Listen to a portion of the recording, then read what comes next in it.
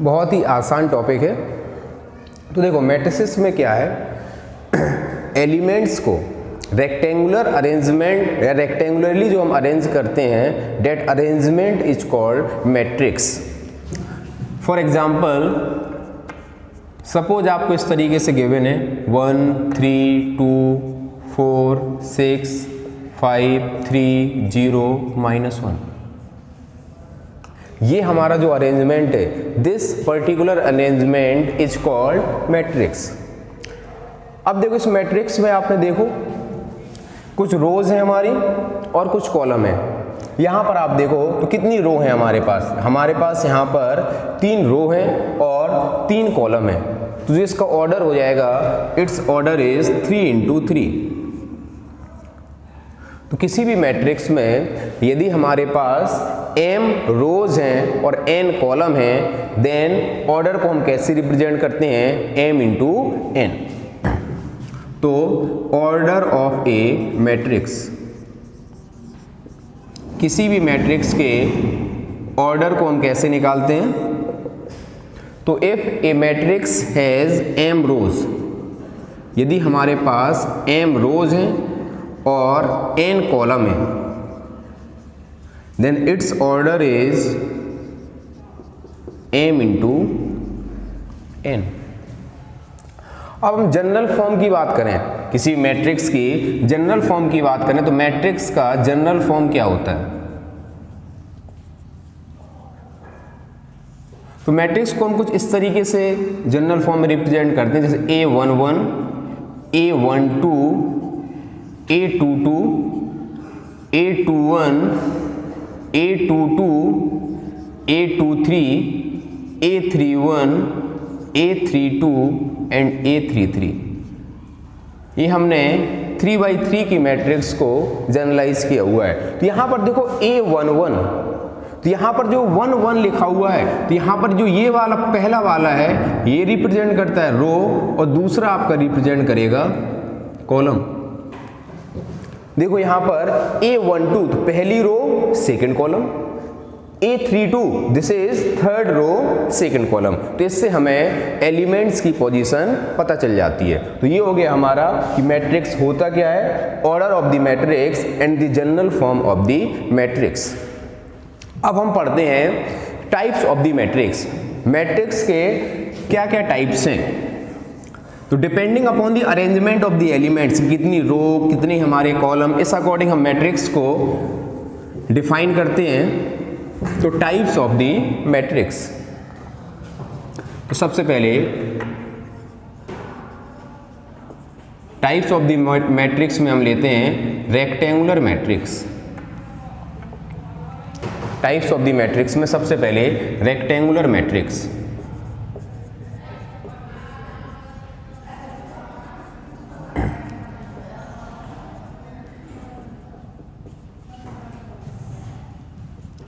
तो rectangular matrix क्या होती है, तो if number of rows and number of column are not equal, then matrix is called rectangular matrix. किसी में रो और कॉलम बराबर नहीं होनी चाहिए, मतलब यदि 3 रो हैं 2 कॉलम हो, मतलब डिफरेंट होने चाहिए। तो फॉर एग्जांपल हमने मान लिया कि 1 2 3 6 0 1 ये हमारी मैट्रिक्स है। इस मैट्रिक्स में आप देखो ऑर्डर क्या है हमारा, 2 × 3। रो कितनी है हमारी 2 और कॉलम कितने हमारे यहाँ पर 3। तो ये हमारी कैसी मैट्रिक्स हो जाएगी, this matrix is rectangular matrix. Second type हमारा हो गया row matrix. Row matrix, row matrix का मतलब क्या हो गया, ऐसी मैट्रिक्स जिसमें सिर्फ एक रो हो, ऐसी मैट्रिक्स जिसमें सिर्फ एक रो हो, ऐसी मैट्रिक्स को हम क्या बोलेंगे, row matrix. It has only 1 row, it has only 1 row. For example, हम एग्जाम्पल की बात करें तो 1 0 9 ये हमारी कैसी मैट्रिक्स कहलाएगी? This matrix is row matrix. कितनी रो है इसमें? 1। कॉलम कितने हैं? 3। तो ऑर्डर क्या हो जाएगा हमारा? 1 into 3। चलो इसी तरीके से हम दूसरा हमारा हो गया कॉलम मैट्रिक्स। तो कॉलम मैट्रिक्स क्या होता है?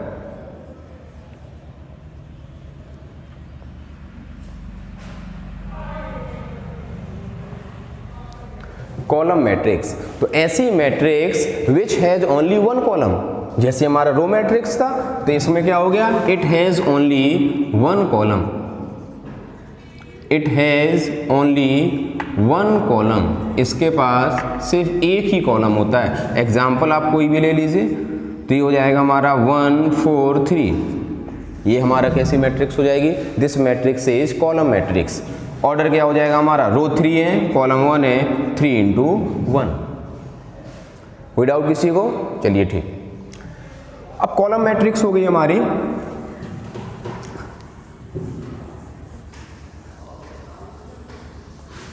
अब हमारा नल मैट्रिक्स। नल मैट्रिक्स और जीरो मैट्रिक्स क्या होती है? नल और जीरो मैट्रिक्स क्या होगी हमारी? नल और जीरो मैट्रिक्स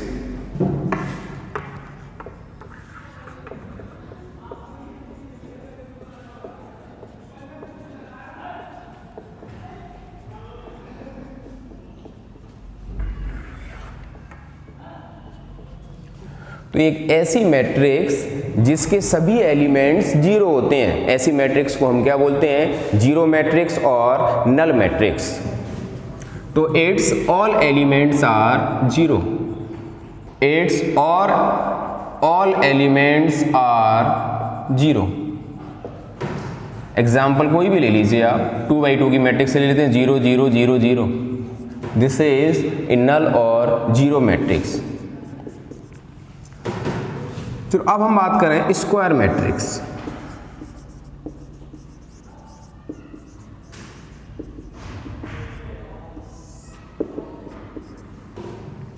स्क्वायर मैट्रिक्स क्या होती है? जिसमें number of rows are equals to number of column. जिसमें नंबर ऑफ रोज और नंबर ऑफ कॉलम इक्वल होती है, ऐसी मैट्रिक्स को हम क्या बोलते हैं? Square matrix. For example 1 2 2 3, 2x2 की मैट्रिक्स हो जाएगी, मतलब ऑर्डर इज 2 into 2, और मैट्रिक्स हमारी क्या कहलाएगी? Square matrix. अब हमारा एक टर्म आता है यहां पर, ट्रेस ऑफ ए मैट्रिक्स। तो यदि हम स्क्वायर मैट्रिक्स का ट्रेस निकालें तो ट्रेस क्या हो जाएगा? तो ट्रेस, कोई भी आपको मैट्रिक्स गिवन है, जैसे 1 3 2 4 6 -1 3 2 4, ये आपकी 3x3 की मैट्रिक्स है। इसका यदि हमें ट्रेस निकालना है, तो ट्रेस मीन्स क्या होता है? तो trace is equals to sum of all the principal diagonal elements. Sum of all principal diagonal elements. Principal diagonal elements.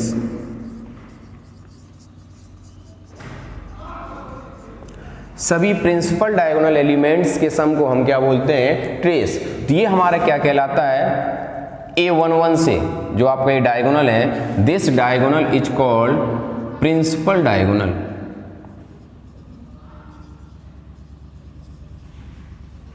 इसका तो यहां पर ट्रेस क्या हो जाएगा? तो इसमें ट्रेस कितना होगा बेटा? तो यहां पर ट्रेस हो जाएगा, सभी को ऐड कर दो, तो 1 + 6 + 4 दिस इज इक्वल्स टू 11। ये हो गया हमारा किसी भी मैट्रिक्स का ट्रेस निकालना। तो प्रिंसिपल डायगोनल एलिमेंट्स को यदि आप ऐड कर देते हैं तो वो मैट्रिक्स का हमारा ट्रेस आ जाएगा। चलो अब हम आगे कंटिन्यू करते हैं। यहाँ तक आप लोगों को होप्स सो कि सभी को अच्छे समझ में आ गया होगा। तब भी आपको कोई डाउट आता है तो आप लोगों को बता चुके हैं कि आपको डाउट्स कैसे पूछना है। आप वीडियो लेक्चर देखने के बाद आप कॉल कर सकते हैं, या जब भी आपको लगे कि आपको डाउट है आप कॉल कर सकते हैं। चलिए अब हम पढ़ते हैं डायगोनल मैट्रिक्स। तो डायगोनल मैट्रिक्स क्या होती है? तो डायगोनल मैट्रिक्स में, तो in case of the diagonal matrix the diagonal principal diagonal has at least one non zero elements, मतलब जो आपका प्रिंसिपल डायगोनल है इसमें कम से कम एक नॉन जीरो एलिमेंट होना चाहिए और बाकी जितने भी एलिमेंट्स हैं, बचे हुए एलिमेंट्स, वो हमारे जीरो होते हैं। ऐसी मैट्रिक्स को हम क्या बोलते हैं? Diagonal matrix. तो next is diagonal matrix.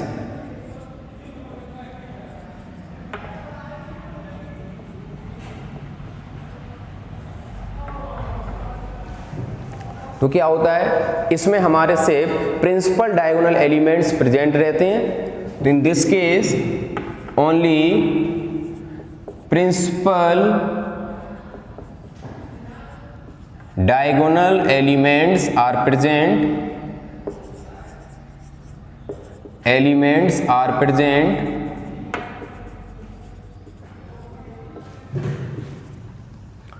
all other elements are zero, all other elements are zero।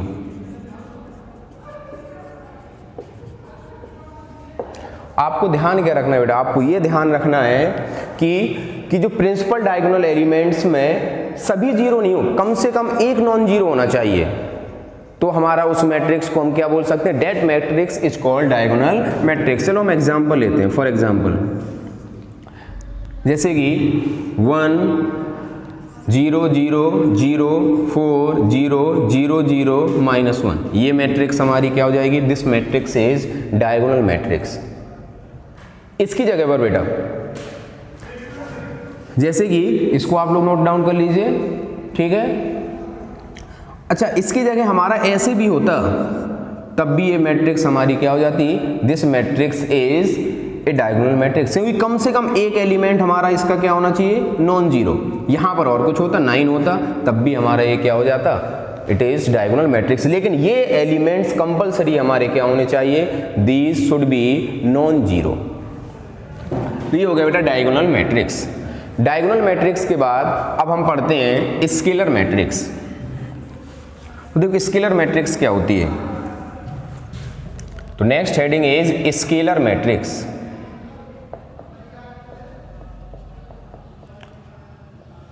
ये भी एक टाइप की डायगोनल मैट्रिक्स है, बस इसमें अंतर क्या है? इसमें principal diagonal elements are equal, principal diagonal elements are equal.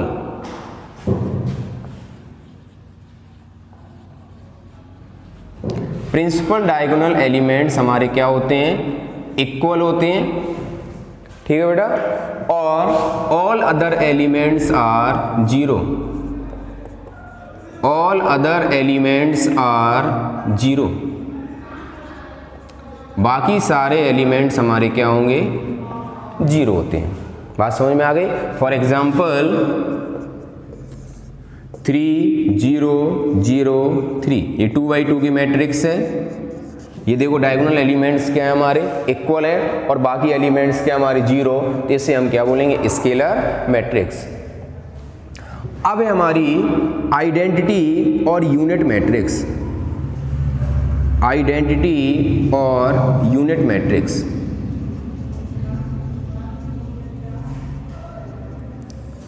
Identity और यूनिट मैट्रिक्स सेम टाइप की है। इसमें क्या होते हैं? Principal diagonal elements are equal to 1, principal diagonal elements are equal to 1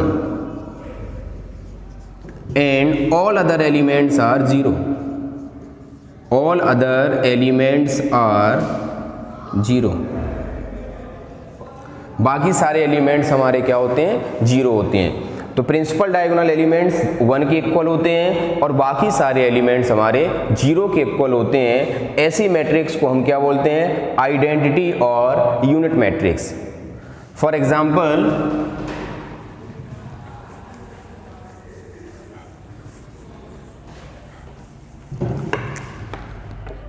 2x2 की बात करें आइडेंटिटी मैट्रिक्स की, तो 1 0 0 1, ये हमारी क्या हो जाएगी?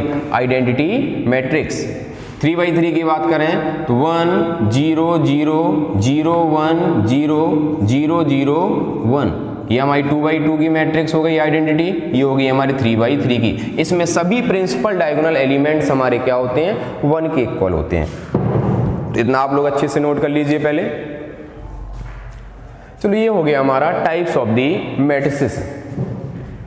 अब हम पढ़ते हैं कि दो मैट्रिसेस को हम कंपेयर कैसे किया जा सकता है, दो मैट्रिसेस को हम कंपेयर कैसे कर सकते हैं। तो दो मैट्रिसेस को हम कंपेयर तभी कर सकते हैं जब उनका ऑर्डर सेम हो। तो to matrices can be compared only if they have same order. उनका ऑर्डर क्या होना चाहिए बेटा, सेम होना चाहिए, तभी उन मैट्रिसेस को हम कंपेयर कर सकते हैं।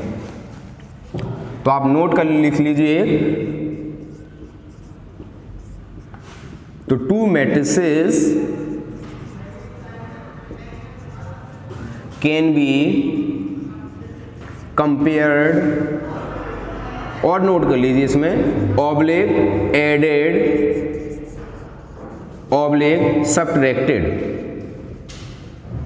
दो मैट्रिसेस को कंपेयर कर सकते हैं या ऐड कर सकते हैं या सब्ट्रैक्ट कर सकते हैं, कब, only if they have same order, only if they have same order। ये तभी पॉसिबल है जब ऑर्डर क्या हो बेटा, सेम हो। तो यहां तक बात समझ में आ गई, चलो ठीक है। अब हम पढ़ते हैं एडिशन ऑफ टू मैट्रिसेस। दो मैट्रिसेस को हम कैसे ऐड कर सकते हैं और कैसे सब्ट्रैक्ट कर सकते हैं। तो एडिशन ऑफ टू मैट्रिसेस,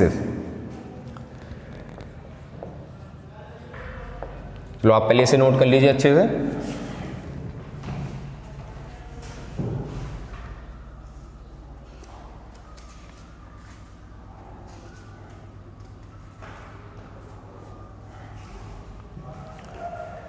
चलिए, एडिशन ऑफ टू मैट्रिसेस।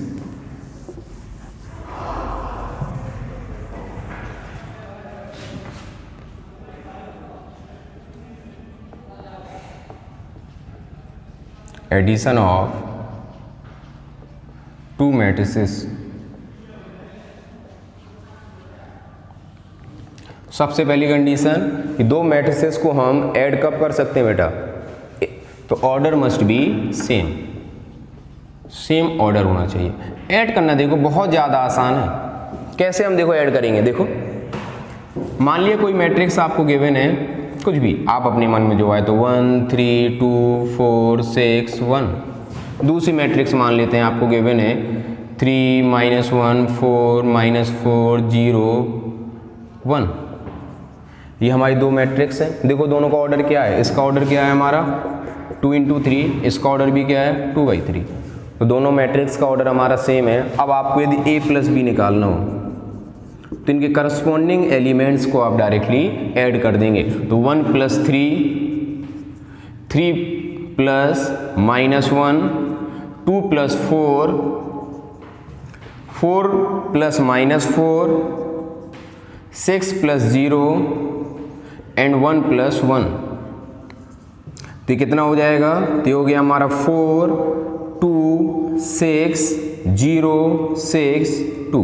तो ये हमारी जो मैट्रिक्स आई ये हमारी क्या हो जाएगी, a + b। इसे आप लोग नोट कर लीजिए, this is the addition of the two matrices.